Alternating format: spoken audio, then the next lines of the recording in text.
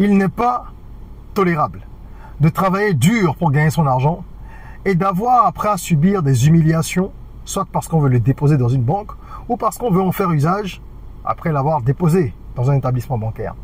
En Afrique, il y a encore du chemin. En termes de qualité de service, vous savez très bien que c'est une catastrophe. J'ai vécu une expérience hier qui était une expérience très désagréable avec une banque et ça m'a poussé à faire cette vidéo parce que j'ai eu des témoignages de différentes personnes. Je vais aujourd'hui vous expliquer comment vous devriez faire pour éviter certaines situations ou plus précisément ce que vous devriez prendre en compte pour choisir la banque dans laquelle vous allez mettre votre argent. C'est votre argent, hein. Les banques ne nous font pas de faveur. Et on a l'impression sur le continent qu'elles se comportent comme si, en fait, on était là parce qu'elles nous rendaient service. Non, elles ne nous rendent pas service, elles nous vendent un service. Il y a une différence. Il y a 3 types de banques qu'il faut éviter. Il y a 3 banques qu'il faut éviter à tout prix. Je vais vous dire pourquoi, à mon avis, et je pense que vos commentaires, vos expériences devront également être partagées pour que nous puissions chacun tirer le meilleur de cela. Il faut que les banques accompagnent les clients et les traitent convenablement. Ne vous laissez plus piétiner. On va en parler tout de suite. Je suis Régis Sezin, entrepreneur multipotentiel, conférencier, formateur et artiste. Je partage avec vous sur cette chaîne du contenu propulsif pour vous aider à rêver, oser et créer. Hello les rocks, j'espère que vous êtes solides. Moi je suis en parfaite forme et je suis plein de gratitude envers l'univers. Si tu es nouveau sur cette chaîne, je te souhaite la bienvenue, welcome on board. Ici, on rêve, on ose, on crée, d'où notre mantra, soyons rock. Tous les jours, il y a une nouvelle vidéo sur les sujets qui tournent autour de l'entrepreneuriat, le développement personnel, l'éducation financière, l'actualité africaine. Donc ce sont des sujets propulsifs et si ça t'intéresse, donc abonne-toi, active la cloche de notification pour rejoindre la communauté. Aujourd'hui, je veux parler des établissements bancaires. J'ai une dent contre les banques en Afrique et je pense que je ne suis pas le seul. Vous avez certainement déjà vécu une mauvaise expérience avec une banque sur le continent si vous êtes de passage et que vous avez besoin de faire certaines opérations ou si vous y vivez. Hier, j'ai demandé à un collaborateur d'aller déposer un chèque qui devait être déposé sur le compte d'une autre personne. Donc j'établis le chèque, le client arrive, le collaborateur arrive dans la banque et veut déposer le chèque pour le client et il n'y parvient pas. Alors il me contacte. Je vous présente le contexte pour que vous compreniez d'où est-ce qu'on part. Parce que la première chose, c'est le respect. Et vous allez comprendre, le premier critère à prendre en compte, c'est le respect si vous voulez choisir une banque. Mon collaborateur arrive, dépose le chèque qui est rejeté, il m'en informe, je lui demande pour quelle raison, et il m'explique que le prénom a été mis avant le nom sur le chèque. C'est moi qui établis le chèque. Et qu'à la banque, on lui a dit que ce n'était pas normal. Je dis, mais c'est une blague. Ils vont rejeter le chèque pour ça. Est-ce qu'il y a une erreur? Est-ce qu'au niveau de l'orthographe, il y a quelque chose qui coince? Non, me dit le collaborateur. Et donc, parce que le prénom a été mis avant le nom, ben le chèque ne serait pas un chèque correct. J'ai dit, ok, ben reviens, je vais te faire refaire le chèque parce que j'ai juste pas envie de perdre du temps. Je trouve ça totalement fantaisiste. Ben, on va le faire. Alors, par la suite, moi, j'ai quand même partagé l'information sur mes réseaux sociaux pour que beaucoup d'autres personnes me disent ce qu'elles en pensent et qu'elles soient informées de l'aberration ou alors que moi, je sois informé de mon ignorance. Ça fait des années que j'établis des chèques que j'en reçois et l'ordre est variable. Parfois, tu as le prénom avant le nom, etc. Encore que moi, étymologiquement, on dit prénom, c'est avant le nom, quoi. Même si sur beaucoup de documents officiels, on a le nom qui figure avant le prénom. Bref, finalement, il y a eu beaucoup de témoignages qui ont confirmé ce que nous savons. À savoir qu'en Afrique, les banques ne traitent pas bien les clients. Il y a eu pas mal d'histoires rocambolesques là-dessus. Je vais en partager une principalement tout à l'heure. Et il y a, pour finir cette anecdote-là qui me concerne, une personne qui travaille dans cette banque qui a vu ma publication sur les réseaux sociaux et qui m'a appelé en me disant « mais c'est une catastrophe, c'est une aberration, ça t'est arrivé dans notre banque ?» Je dis « bien sûr ». Il me dit « quelle agence ?» Donc je lui donne le nom de l'agence et je lui ai dit « de toute façon j'ai déjà refait le chèque, ne t'inquiète pas ». Il me dit « non, il faut qu'il tire ça au clair parce que c'est une aberration, ça n'a absolument aucun sens ». Donc je le dis pour que vous puissiez également être informés. L'ordre n'a pas d'importance, que ce soit prénom, avant nom ou l'inverse. Ce qui compte surtout si vous faites une remise de chèque ou que vous voulez faire une autre opération pour laquelle le numéro de compte est nécessaire, et bien c'est justement ce numéro de compte là. Et puisque c'était une remise de chèque, il y avait le numéro de compte, le nom, le prénom du titulaire, du propriétaire du compte. C'est pas un problème qu'il y ait un ordre A ou un ordre B. que ce soit A plus B ou B plus A, puisqu'on peut connecter cette information avec le numéro de compte. Donc, il m'a bien confirmé que c'est ce qui prévalait, le numéro de compte. Il a donc appelé l'agence en question pour s'assurer qu'il y avait vraiment eu ce dérapage. Il a eu la confirmation de cela. Il n'était pas content, donc il leur a dit là-bas, et puis voilà, donc l'établissement a présenté ses excuses. Mais regardez le temps que ça a fait perdre à mon collaborateur. Imaginez quelqu'un qui établit un chèque, qui est en voyage, qui n'a pas la capacité de refaire le chèque dans l'immédiat, alors que l'opération est urgente, qui va donc devoir commencer à chercher des moyens divers pour pouvoir résoudre une situation donnée, parce que ça peut être une dépense urgente, ça peut être une opération urgente. Imaginez quelqu'un qui a parcouru 50 km et qui vient pour récupérer peut-être de l'argent. Et ça arrive, hein, des gens à qui les banques font la misère pour parfois des questions qui ne sont même pas des questions procédurières, parce que là, cet agent de la banque n'était pas en train de respecter une procédure. C'était un zèle inutile. Un zèle totalement inutile et mal placé, malvenu, puisque le chèque était correct. Donc les déconvenus, il y en a plein. Un établissement qui ne respecte pas votre argent, vous ne devez pas y rester. Et pour moi, respecter l'argent du client, c'est respecter toutes les opérations qu'il a à faire. Ça veut dire pas lui dérouler le tapis rouge, parce que vous avez vos règles dans votre établissement bancaire. Le tapis rouge, vous le déroulez peut-être à partir de tel montant, pour tel type de compte, etc. Mais tous les clients doivent être respectés. On subit déjà assez de désagréments lorsqu'on doit aller dans les banques, entre les retards, les problèmes de connexion, les fils. Moi, par exemple, je ne vais quasiment jamais à la banque. En tout cas, je limite au maximum mes interactions dans les établissements bancaires en Afrique, parce que c'est une expérience pénible. Et on ne peut pas continuer à avoir des établissements qui nous traitent comme ça et à y rester. Donc ça, pour moi, c'est éliminatoire. C'est éliminatoire. Si vous avez un établissement bancaire dans lequel c'est très compliqué et que vous avez souvent l'impression d'être maltraité, il faut partir. Le problème, c'est qu'il n'y a pas beaucoup d'établissements qui offrent de meilleures alternatives sur le continent. Quand une banque, une multinationale même, arrive dans un pays, elle s'aligne sur les standards. Et si les standards qu'il y a sur place, ils correspondent à ce que les autres font, les banques vont faire pareil. Et dans tous les secteurs d'ailleurs. Quand une société arrive, toute multinationale qu'elle soit, dans un environnement, elle s'adapte aux codes de l'environnement. D'accord? Donc regardez bien cet aspect. L'exemple que je vais te donner maintenant, il est encore plus grave. Et il a été partagé en commentaire hier, lorsque j'ai fait cette publication. C'est une dame qui explique qu'elle était allée dans un établissement bancaire que je ne citerai pas. Je ne donnerai aucun nom. Ce n'est pas ça le but. Je ne suis pas venu pour flinguer X ou Y, mais pour attirer votre attention sur vos droits. D'accord? Même si vous avez un compte sur lequel il y a 15 000 francs CFA, vous êtes un client de la banque. Vous permettez à la banque de tourner. Votre argent est utilisé par la banque pour générer de l'argent, pour payer ses charges, etc. Donc la banque s'enrichit de l'épargne, de tous les petits épargnants, avant de parler des plus gros. Sans petits épargnants, il n'y a pas de banque. Sans épargnants tout court, il n'y a pas de banque. Donc cette dame voulait ouvrir un compte bancaire. Elle se rend dans un établissement, elle prend les informations, et pendant qu'elle est en train de remplir donc les 1 milliard de fiches qu'on remplit encore là en Afrique à la main, on lui demande à un moment quelle est sa profession. Donc elle a mis qu'elle était maquilleuse professionnelle. Et figurez-vous que ça a fait éclater le chef d'agence, éclater de rire le chef d'agence, et je crois la chargée de clientèle qui était là et qui s'occupait de la dame. Ils sont allés jusqu'à lui dire, et ça c'est le chef d'agence qui se permet de dire ça, non mais combien vous gagnez par mois, vous êtes maquilleuse, vous gagnez combien par mois, vous allez ouvrir un compte ici.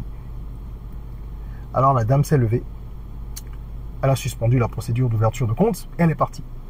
Et moi je lui ai dit qu'elle a été gentille, parce que moi je n'aurais pas laissé la situation s'en arrêter là. C'est pas normal. Vous ne pouvez pas manquer de respect à ce point à des personnes qui viennent déposer leur argent dans votre établissement. La condescendance qu'il y a dans cette profession, elle est incroyable. Oui, je le dis et je le dis même à mes amis banquiers, hein, je ne mâche pas mes mots. Ils sont condescendants, depuis les stagiaires jusqu'aux plus hauts responsables. Le fait de porter des costumes toute la journée ne fait pas de vous des personnes plus importantes que des gens qui viennent en Bermuda. Et la preuve, les gens qui viennent en Bermuda, qui se rendent de façon totalement relaxe dans les banques, sont généralement les personnes les plus aisées. Le fait de travailler dans une banque ne fait pas de vous des personnes plus importantes non plus. Donc c'est très grave que ce genre d'agissement se répète et il faut absolument que ça change. Si ça ne change pas, c'est à vous de changer d'établissement bancaire, tout simplement. Première catégorie. Deuxième catégorie, les banques qui multiplient les frais cachés. Ça, il y en a beaucoup. Hein. Vous savez qu'il y en a beaucoup. Il y a les frais de tenue de compte qu'on connaît. Il y a les frais qui sont appliqués parce que vous allez faire un retrait à droite, à gauche sur un distributeur automatique, enfin un GAB, comme on dit, un guichet automatique, un billet, en fonction du GAB en question, du pays dans lequel vous êtes, des caractéristiques de votre carte, de l'établissement bancaire propriétaire du GAB, etc., etc.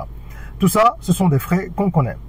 Sur les transactions, il y a des frais. Aujourd'hui, vous voulez déposer votre argent à la banque dans plusieurs pays de la CEDEAO en tout cas, eh bien, il faut donner de l'argent, je crois que c'est 100 francs, à chaque fois que vous faites un versement pour déposer votre argent, malgré toutes les autres charges qui sont déjà liées à votre compte. Donc, les frais sont nombreux, on le sait. Mais il y a certains établissements bancaires qui, en plus de ça, ont pas mal de bisbilles. Donc, des petits frais qui correspondent à plein de choses. En fait, quand vous posez la question, on vous explique. Mais franchement, vous vous demandez si c'est cohérent, si c'est correct, si c'est logique. Il y a plus de frais dans certaines banques que dans d'autres. Ça veut dire que vous devez vous poser la question de savoir si les services pour lesquels on vous prélève 400 francs, 500 francs, 800, 1000 francs tous les mois, en plus de ce qui est connu, sont des services utiles pour vous. Ça n'a l'air de rien, hein, mais si vous ne traquez pas vos finances, je vous assure que vous allez perdre énormément d'argent et vous en perdez déjà peut-être beaucoup. Quelqu'un qui a 2000 francs prélevés tous les mois, en plus des autres frais habituels, à la fin de l'année, ça fait 24 000. Si vous avez 2 ou 3 comptes de ce genre, sur lesquels ce type de prélèvements sont très fréquents, vous êtes à plus de 60 000 francs. C'est plus de 100 € l'année. Je pense qu'avec 60 000 francs, vous avez acheté des cadeaux pour vos enfants. Ou vous avez acheté une partie des fournitures scolaires. Donc, quand on veut se discipliner financièrement, ça commence par là aussi. Il faut traquer les faux frais et fermer certains comptes. Si vous avez également, au-delà des établissements bancaires, des comptes qui sont inactifs, que vous n'utilisez pas vraiment, et qui sont là parce qu'ils sont dormants, ou ils sont là depuis 1000 ans dans des établissements, vous les avez ouverts, d'accord? Vous êtes en train de payer des frais de tenue de compte dans le vide et dans le vent. Ça arrive à plein de gens. Moi, ça m'est arrivé par le passé, avant que j'ai beaucoup plus de rigueur avec mes finances. Vous avez 2-3 comptes, vous avez oublié qu'ils existent, et vous êtes en train de payer tous les mois 1000 francs, 2000, 4000, 5000. Ça sert à rien. Ça vous fait perdre énormément d'argent. Si on est à 5000 sur le mois, c'est 60 000. Sur l'année, pardon. Oui, 5000 le mois sur l'année. Donc, faites en sorte de traquer tout ça et de voir quels sont les établissements qui vous offrent les meilleures conditions. Et dans chaque établissement, vous devez être... Déjà, est-ce que vous avez besoin de plusieurs comptes bancaires? C'est à vous de voir. Si c'est le cas, est-ce que vous voulez être dans plusieurs établissements? C'est à vous de voir. Pour quelles raisons? Quels sont les avantages que cette situation de multiplicité vous apporterait? Et donc, où est-ce que vous allez? Quel type de compte vous allez ouvrir? Compte épargne, avec moins de charges, avec des restrictions aussi peut-être sur la malléabilité des opérations ou pas. Prenez des infos. Ne faites pas uniquement ce que votre conseiller vous dit de faire. Parce que quand vous voulez ouvrir un compte, il vous présente les choses, d'accord? Mais ils ont des quotas aussi, ils ont des objectifs. Ce sont des organismes commerciaux. Ils ont des objectifs qui leur sont fixés. Donc, s'ils doivent ouvrir le mois prochain 1000 comptes épargne et que votre conseiller lui a demandé d'en ouvrir 40, il fera tout pour vous pousser à ouvrir un compte épargne. Est-ce que c'est dans votre intérêt? C'est à vous de voir. Il faut vraiment vous poser les bonnes questions et éviter les établissements qui ponctionnent trop d'argent, qui ont trop de faux frais. D'accord? Et je finirai par le troisième type de banque à éviter selon moi. Ce sont les banques qui ont une très très faible digitalisation. Des banques qui avancent trop lentement dans les processus de digitalisation. À l'ère actuelle, ce n'est pas normal qu'une banque ait une application qui bug tout le temps. Vous voulez consulter votre solde, eh bien ça va marcher une fois sur 3. Ça ne sert à rien. Une banque qui a une plateforme instable, que ce soit sur un ordinateur ou sur votre téléphone pour consulter votre compte, ce n'est pas possible. Si vous n'avez pas la capacité de faire des virements quasiment instantanément, d'aller assez vite, de pouvoir utiliser un certain nombre de services depuis l'application, ça ne sert à rien. Aujourd'hui, avec le mobile money et les crypto-monnaies, les possibilités sont folles. Le client peut aller plus vite. L'usager a un peu plus de contrôle sur son argent. Donc à ce moment-là, ce serait dommage, ce serait un nonsense, comme on dit, nonsense, que de rester dans des établissements qui vous embrigadent, qui rendent les choses difficiles pendant que vous avez d'autres possibilités. Donc choisissez, comme on dit parfois, hein, je vais dire quelque chose qui ne se dit pas en français, mais pour que vous puissiez comprendre, le moins pire, ça se dit pas, n'est-ce pas? Simplement pour dire que la qualité de service de façon transversale au niveau des établissements bancaires, elle est très loin d'être satisfaisante en Afrique. Toutefois, vous devez choisir un établissement bancaire ou plusieurs parce que vous en avez besoin pour fonctionner. Le système capitaliste fait qu'on n'a pas le choix pour l'instant. Même si on a des alternatives, comme j'ai dit, avec mobile money, crypto et tout ça, pour certaines actions, on est obligé d'avoir encore un compte bancaire. Et à ce moment-là, il faut choisir au moins un établissement qui ne vous fait pas vivre la misère. Si on vous fait la misère, vous partez. C'est important. Parce que les files d'attente, à n'en plus finir. Les problèmes de « il n'y a pas la connexion », tu vas attendre 3 heures et au bout du compte, on te dira « il n'y en a plus de connexion ». Et parfois, comme disait quelqu'un hier dans les commentaires, tu passes plus de temps à récupérer ton argent qu'à le gagner. L'argent qui est à toi. Donc franchement, c'est un peu un coup de gueule que je pousse. Et c'est surtout une invite que je fais à chacun. Pour que vous puissiez organiser les choses ou réorganiser les choses de façon optimale en choisissant des établissements qui connaissent votre valeur, qui vous respectent, qui ne vont pas abuser des frais sur votre argent non plus. Tout ça, ça rentre dans le respect, même si je l'ai mis dans une autre catégorie. Et qui vont également vous faciliter la vie avec des options digitales fonctionnelles et vraiment évolutives. Voilà ce que je voulais partager avec vous. Si vous avez vécu de mauvaises expériences avec les banques en Afrique, n'hésitez pas à mettre en commentaire, d'accord, ces expériences-là pour qu'on en parle et que ça édifie d'autres personnes. Si vous avez des conseils aussi, parce que le but c'est ça, hein, c'est qu'on puisse apprendre les uns des autres et qu'on puisse améliorer notre quotidien à travers tout ce qu'on partage sur cette chaîne et dans cette communauté. Voilà, j'espère que ça vous a parlé. Si vous avez des idées également pour améliorer la qualité de service dans les établissements en Afrique, partagez-les, c'est toujours utile. Et mettez un petit like si vous avez aimé le contenu, partagez la vidéo pour que le maximum de personnes puissent en profiter. En attendant qu'on se retrouve pour une nouvelle vidéo, prenez soin de vous, de votre corps, mais aussi surtout de votre mind. Rêvons, osons, créons, soyons rock.